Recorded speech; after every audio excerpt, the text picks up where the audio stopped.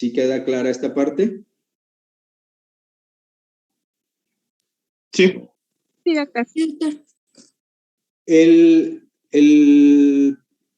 proceso inflamatorio dentro del tejido óseo se podría considerar relativamente nuevo como concepto. ¿Por qué? Pues porque precisamente gracias a la resonancia magnética pudimos ver de repente este tipo de cambios que antes no era posible verlos en una radiografía simple, mucho menos en un ultrasonido o una tomografía. ¿Por qué? Porque ya lo comentamos previamente, la tomografía, aunque es más sensible que la radiografía, no es más que rayos X. Por lo tanto, lo que podíamos ver era las radioopacidades. Y en este caso, uno de los factores del proceso de inflamación es la extravasación y por lo tanto el aumento de los fluidos en la zona inflamada. Si esto sí se cumple dentro del hueso, aunque no podamos ver, por ejemplo, que aquí el húmero se pueda inflamar, aumentar de volumen, que no se ponga rojo caliente, porque además está tan profundo que no lo podemos palpar, y sí se está dando este fenómeno de la inflamación como tal, y hay extravasación de líquidos o hay aumento del flujo, entonces vamos a tener, por ende, más líquido en la zona. Y entonces el estudio idóneo para ver ese líquido es ¿cuál? Ultrasonido. ¿Alguien más? Resonancia magnética. Ok. ¿Por qué la resonancia y no el ultrasonido? Nos han dicho que el ultrasonido sirve para ver contenidos líquidos. Ok, por ejemplo, abscesos. Es cierto. ¿Cuál va a ser el problema del ultrasonido? Que el ultrasonido va a chocar aquí. Va a chocar en la cortical y no la atraviesa. Entonces no nos deja ver lo que hay detrás de la cortical. Y a mí me interesa ver lo que hay adentro de la cortical, no encima de la cortical. Por eso el ultrasonido no. ¿De acuerdo? ¿Y por qué la resonancia sí?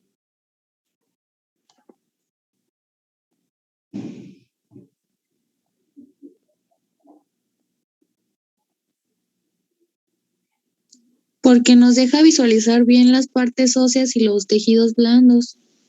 ¿Pero por qué? En este caso, ¿qué es lo que la ventaja de la resonancia que me permite ver esta imagen o esto de aquí o esto de aquí? No todo el hueso como tal, sino específicamente esto o esto. ¿Por qué? Ya lo comentamos.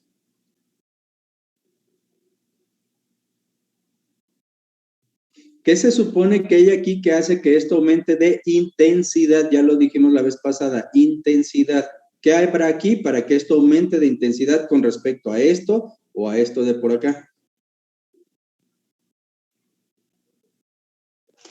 La actividad de los osteoclastos o No es algo celular. Ajá. Acuérdense, es un efecto físico, la física de la resonancia, lo comentamos la vez pasada. ¿Cuál es la física de la resonancia?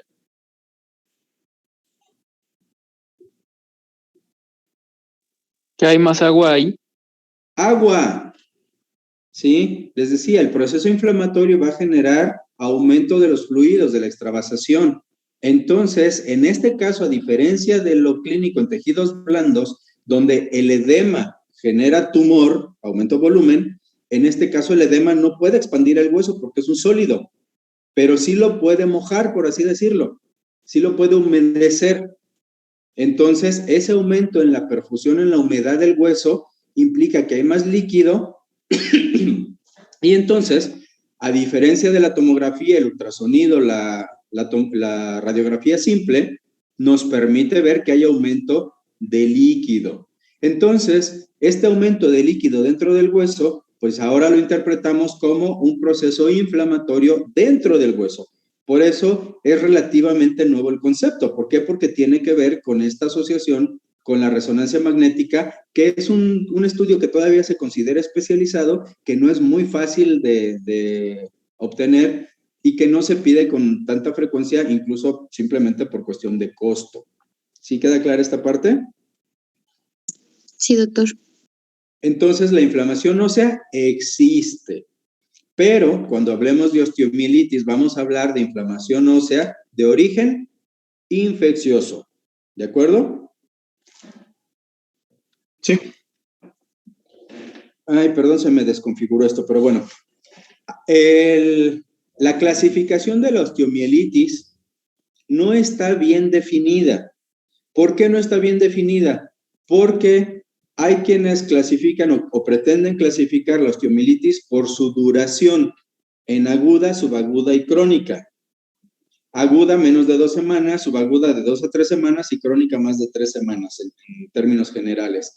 Entonces, es realmente muy difícil encontrar una infección de menos de 2 semanas, una osteomielitis. Hay que ser muy juicioso y casi siempre se encuentra casi por serendipia, por casualidad. Otra de las clasificaciones es por la causa. Si es piógena, que se considera inespecífica, ¿por qué? Pues porque puede ser cualquier bicho, o ya las reconocidas como específicas, es decir, enfermedades que sabemos que dan osteomielitis, como las fases, la gonorrea terciaria, por ejemplo, o como la tuberculosis. Entonces, sin embargo, estas precisamente por tratarse de complicaciones de otras enfermedades, prácticamente se salen ya de lo que es el tema de la osteomielitis y la vamos a dejar igual de lado. Cuando tenemos una gonorrea y en un paciente con gonorrea avanzada encontramos lesión al hueso, pues ya el diagnóstico prácticamente está hecho. Que si bien hay que hacer diagnóstico diferencial, ese nunca lo debemos obviar, bueno, las probabilidades de que sea una osteomielitis gonocócica pues son altísimas. Y entonces el tratamiento estaría encaminado directamente al manejo de la gonorrea. Por eso es que no vamos a ahondar mucho en estas. Por su localización, también resulta un poco quisquillosa esta clasificación entre si es la pura cortical, si es la médula, si es el periósteo, el endostio, si está combinado. La realidad es que para que encontremos un proceso infeccioso tan localizado, vamos a pensar que solo en la cortical y que no ha afectado ni la médula ni el periósteo. Híjole, prácticamente tendríamos que haberla encontrado en los primeros 3 días cuando el paciente muy probablemente ni siquiera tiene síntomas. Entonces, es casi ridículo pensar en hablar de este tipo de situaciones. Es más desde el punto de vista histológico. Y bueno, por la forma de adquisición, ya lo vimos, es las mismas 3 vías o 4 vías de la artritis séptica, que son ¿cuáles? Hematógena por inoculación directa y por contigüidad. Así es. En algunos textos se considera una cuarta que es iatrogénica. ¿Qué es iatrogénico? Porque al final la inoculación directa terminaría siendo, bueno, es que puede haber inoculación directa, por ejemplo, si te clavas una espina y la espina está contaminada, o una varilla y la varilla está contaminada, se entiende así. Pero también puede ser inoculación directa cuando te inyectan algo, por ejemplo, cuando te hacen algún tipo de abordaje quirúrgico y este abordaje quirúrgico llegó hasta el hueso. Entonces, aunque puede considerarse inoculación directa, pues algunos autores incluso la implican como iatrogénica. Pero bueno, entonces, la clasificación de la osteomielitis, cuando te preguntan de manera clara, específica, ¿cuál es la clasificación de la osteomielitis? Sí puede variar un poco la respuesta. Entonces tendrían que considerar, bueno, es que en realidad la osteomielitis se va a clasificar prácticamente desde 4 puntos de vista. Por su tiempo o evolución, por su causa, por su localización y por su forma de adquisición. Dependiendo, entonces la pregunta tendría que ser un poco más específica. ¿Cómo se clasifica la osteomielitis de acuerdo a su tiempo de evolución? ¿Cómo se clasifica la osteomielitis de acuerdo a su forma de adquisición? ¿Cómo se clasifica de acuerdo a su localización? Entonces, hablar de clasificación tendría que implicar que se complemente la pregunta con a qué tipo de clasificación se refiere. La presentación. La presentación se va a dar más notoriamente en niños lactantes, en menores de 2 años, sobre todo los que tienen esquema vacunacional incompleto. Y después tiene otro repunte entre 8 y 12 años. El tema de osteomielitis se va a ver con mayor frecuencia en los libros de pediatría, de cirugía pediátrica, de ortopedia pediátrica. ¿Por qué? Porque mayormente, sobre todo la hematógena, se va a dar en los primeros 12 años de vida. Dentro de la presentación no vamos a hablar de la osteomielitis por contigüidad o por inoculación directa. ¿Por qué no vamos a hablar de esas? ¿Por qué creen? Porque la más común es la hematógena. Primero por eso, y luego...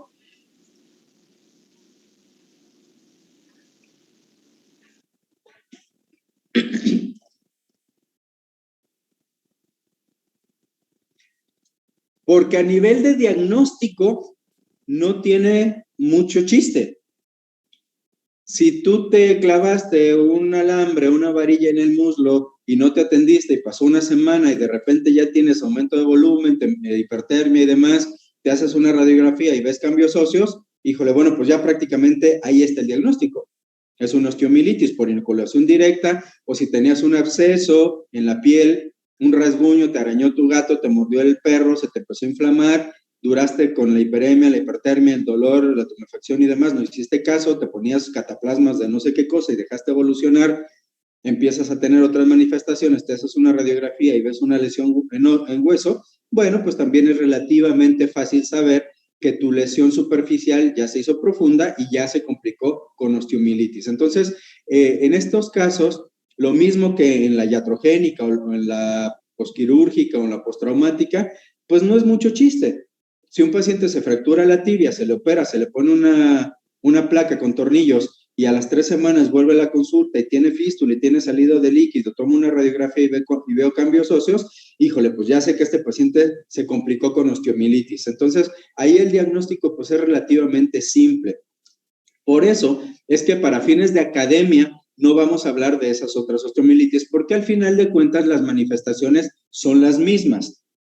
El problema diagnóstico real va a estar en la hematógena. ¿Por qué? Porque no te da ninguna manifestación hasta que el hueso ya está teniendo una lesión relevante. No la ves, no es algo que puedas percibir hasta que los síntomas, que además son vagos, como veremos adelante, se manifiesten. Y para colmo, se presentan en edades pediátricas, donde a veces los chicos, los niños no pueden manifestar sus molestias de una manera que sean fáciles de interpretar. Entonces, por eso es que el tema se vuelve un tanto complejo y por las secuelas que pueden derivarse del mal manejo o del diagnóstico tardío de una osteomielitis. ¿Alguna pregunta con respecto a esto? ¿O algún comentario? No, doctor. No, doctor, gracias. Ok, bueno. La presentación entonces va a ser en niños menores de 2 años por su inmunosupresión o porque todavía su sistema inmune está en proceso de maduración. ¿Por qué creen que se da después este pico que vemos aquí entre los 8 y los 12 años de edad? ¿Por qué se imaginan?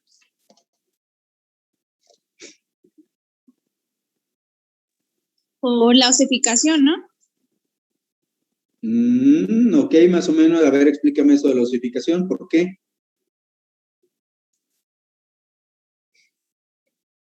Bueno, me imagino que porque como se está formando el hueso todavía, entonces como que corre más riesgo de infectarse, pero no sé. Creo que porque existe hay una mayor vascularización, entonces hay un mayor riesgo de que las bacterias o los gérmenes se asienten como que en ese foco en el que hay una mayor vascularización o algo así leí, tengo algo así más o menos. Ok, bien, perfecto.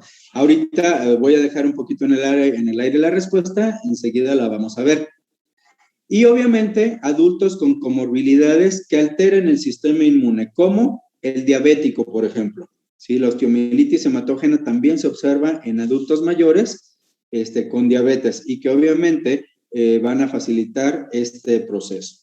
Entonces, digamos que serían, en estos 3 grupos hay que considerar la posibilidad de una osteomielitis, aún en ausencia de traumatismo, o de una lesión o de un antecedente quirúrgico evidente. Entonces, dentro de la presentación en chicos menores de 2 años, entre 8 y 12, y después en adultos mayores con comorbilidades, hablamos de adulto mayor porque es lo más frecuente, pero obviamente un paciente joven con alguna patología que tenga inmunosupresión, pues también es susceptible de la osteomielitis vía hematógena. La localización va a ser, y esto es muy importante porque la sospecha clínica va a llevarnos a hacer un abordaje diagnóstico de la mejor manera. Entonces, la localización es importante. El lugar que, en este orden que ven en la lista, estos 5,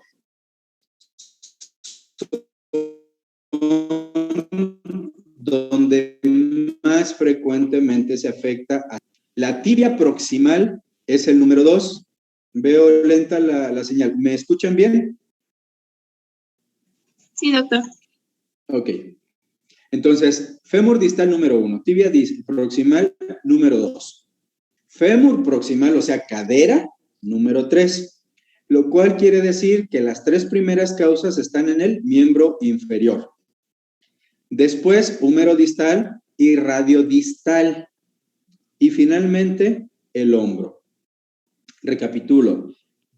Juntando fémur distal y tibia proximal, ¿de qué estamos hablando prácticamente? Ahí está la imagen. Rodilla. Rodilla. De la rodilla, ¿sí? Entonces, el gran porcentaje va a ser aledaño a la rodilla. Por arriba de la rodilla o por debajo de la rodilla. Después de estos 2, el tercero es la cadera. Después de estos es el codo y la muñeca. Y finalmente, el hombro. Bien, si tomamos en cuenta las edades de aparición que vimos anteriormente, también explica que los chicos entre 8 y 12 años son más activos que en otras edades, ¿sí? Corren más rápido que un niño de 6 años, de 5 años. ¿Por qué? Porque el niño de 5 o 6 es un poquito más torpe todavía. Se exponen más a lesiones traumáticas, se pelan las rodillas a cada rato, más que un chiquito que todavía lo cuidan sus papás, y menos que un adolescente que ya no quiere sudar porque ya no le gusta andar apestoso y a lo mejor se encuentra una niña y pues entonces mejor ya no corre tanto, a menos que sea exprofeso que va a jugar fútbol. Entonces tenemos una situación causal también ahí. En el caso de los pequeños también hay antecedentes traumáticos, por ejemplo, en el caso de hombros y codos, porque los cuidadores, los papás o quienes los asisten, tienden a levantarlos de las axilitas o de los bracitos para manipularlos, y eso implica también que pueden generar eventos traumáticos que faciliten en algún momento dado un problema tanto articular como de las metáfisis de estos huesos. Entonces, la gran mayoría cerca de la rodilla, después cadera, después codo y muñeca y finalmente hombro. ¿Alguna pregunta? Doctor, hasta el momento no. Bien, la etiología y la presentación es muy parecida a la que vimos en la artritis séptica. Son los mismos bichos prácticamente. Entonces podemos ver que Staphylococcus aureus, por ser un saprófito de la piel y por estar también en nuestras vías respiratorias de manera cotidiana, pues evidentemente es el que más nos infecta y por ende es el que es más susceptible de embolizar. Así que por mucho el 80% de todas las infecciones óseas va a estar dada por Staphylococcus aureus. En el caso de las infecciones traumáticas, por ejemplo, posquirúrgicas después de una fractura expuesta de tibia, aparte de aureus tenemos también epidermidis. Entonces, los estafilococos van a ser los que más, van a ser los causantes de osteomielitis hematógena. Después, vamos a tener los propios de la edad, ¿sí? Acuérdense, lo mencionamos en la clase pasada, que las infecciones más frecuentes en los niños menores de 5 años, ¿cuáles son? Las respiratorias. Las respiratorias. Entonces, los émbolos sépticos van a corresponder a los bichos que más enferman a los niños según su grupo de edad.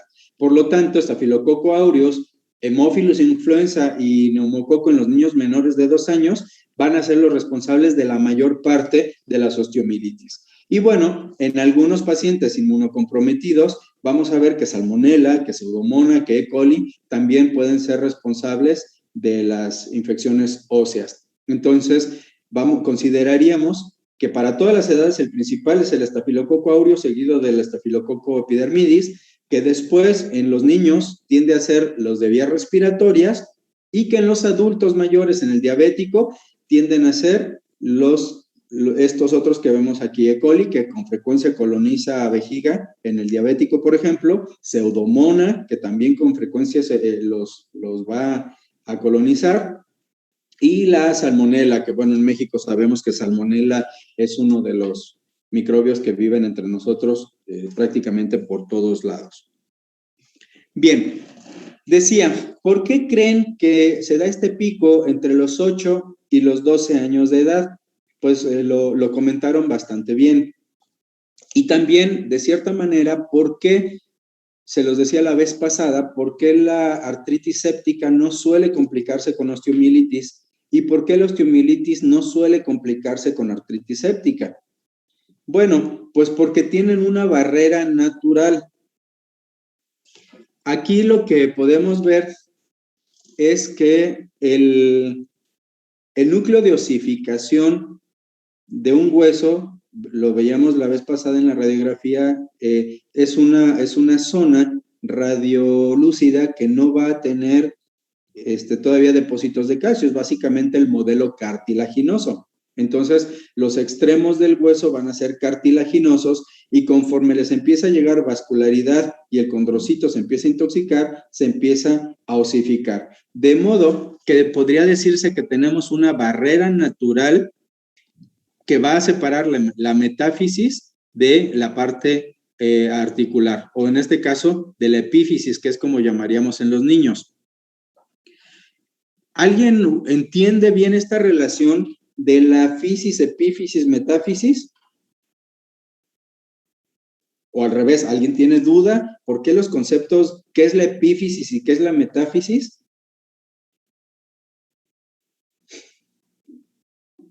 Yo tenía entendido que epífisis era la parte superior de los huesos o donde posteriormente iban creciendo.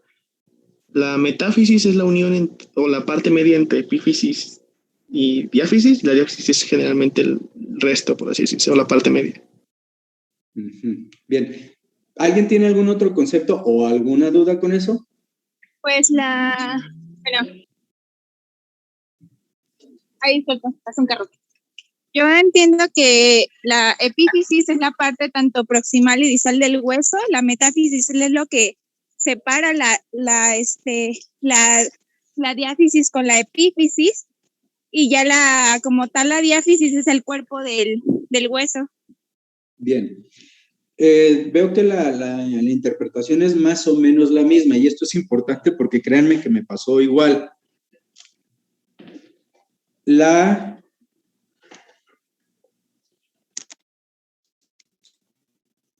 Lo que es la fisis correspondería a esta zona más moradita, digamos, ¿sí? En pocas palabras, al cartílago de crecimiento. Eso sería la fisis. Entonces, lo que está es, si esta es una fisis en este hueso y obviamente el hueso acá abajo tiene su otra fisis, ¿qué significa el prefijo dia?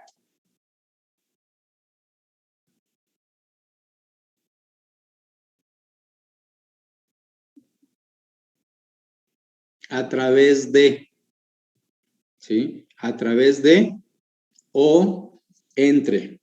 Entonces, si este es una fisis y la otra es una fisis, lo que hay entre fisis y fisis es la diafisis, ¿sí? Que está entre una fisis y la otra. La diafisis es el segmento entre fisis y fisis. Entonces, lo primero que hay que ubicar, pues, es la fisis. ¿De acuerdo? Sí, doctor.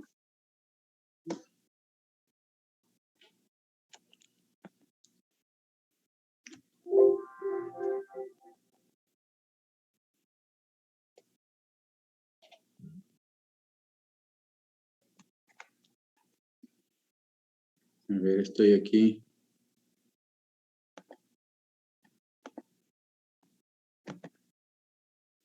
Bien.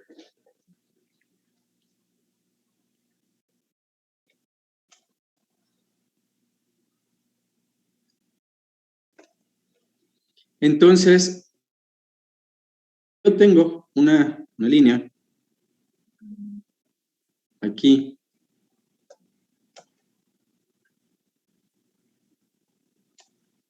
Y tengo un modelo cartilaginoso así.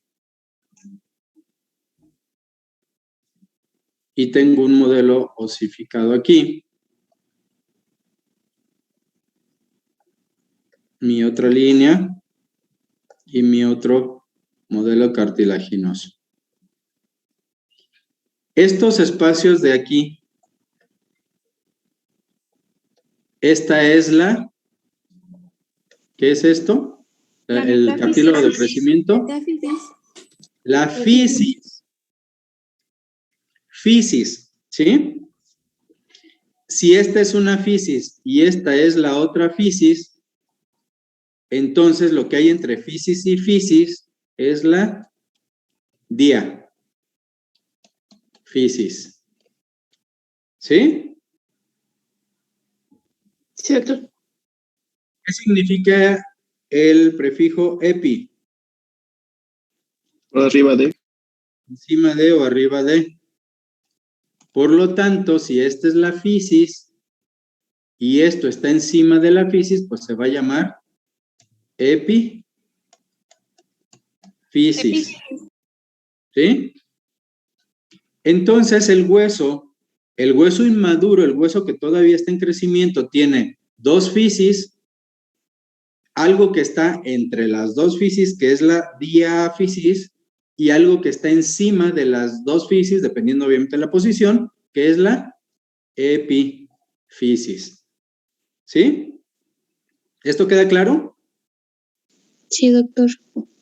Entonces, ¿cuál es la metáfisis? Lo que está debajo de la fisis, entonces. ¿Esto?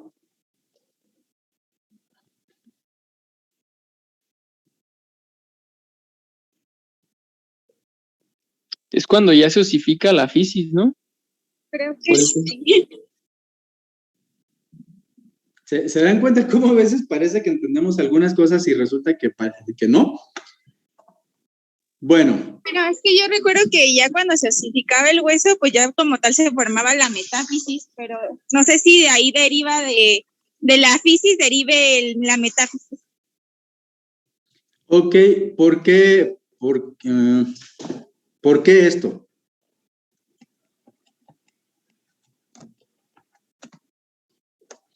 ¿Qué significa meta? Más allá de. Más allá de, pero más allá en ambos sentidos, es decir, en el sentido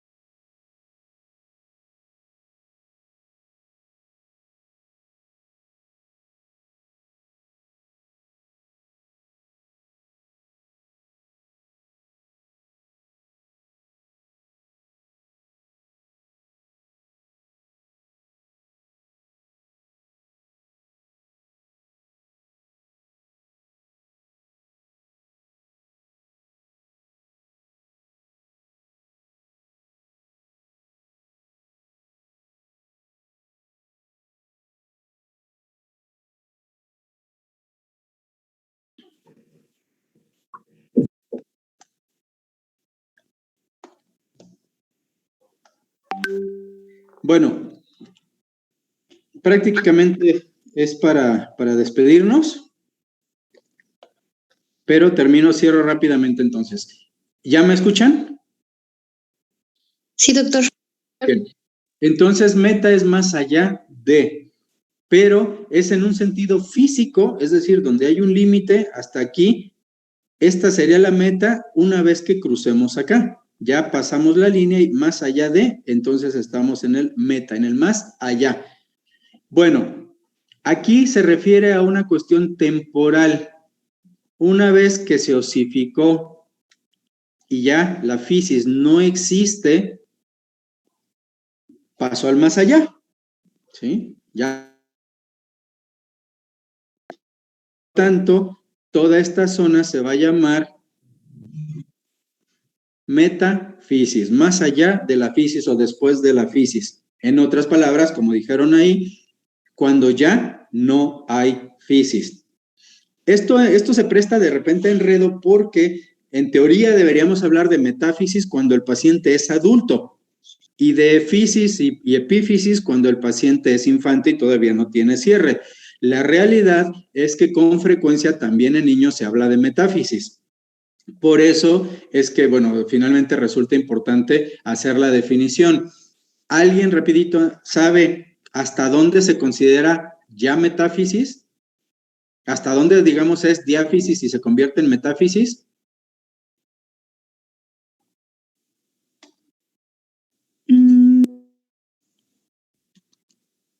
Pues cuando, bueno, en una radiografía se puede observar la línea de crecimiento, ¿no? O, bueno, no sé. Sí, pero me refiero, ya estamos hablando de metáfisis como tal, o sea, ya entendimos que se cerró la fisis de crecimiento, ya no hay fisis de crecimiento y por lo tanto ya hablamos de metáfisis, pero ya topográficamente hablando, en un hueso que ya sería adulto,